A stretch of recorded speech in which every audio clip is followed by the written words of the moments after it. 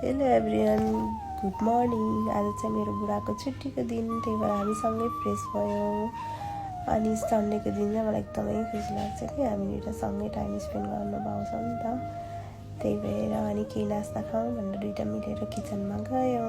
मैले चाहिँ चिया पकाउँछु भने, अनि बुढाले चाहिँ मैले एग र ससेज मिक्स रोल बनाउँछु भनेर चाहिँ बनाउनु थाल्नुमा मक्कै हुनुहुन्छ उहाँ चाहिँ मलाई खुवाउन पाउँदा।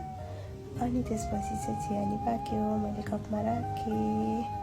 अनि दुईजना मिलेर चाहिँ रुममा लिएर खायौँ। त्यसपछि चाहिँ हामीलाई बाहिर सिनगार लिन जानु थियो, अनि त्यसपछि बाहिर निस्क्यौँ। एकदमै गर्मी छ दुबईमा, हिँड्नै सकिँदैन।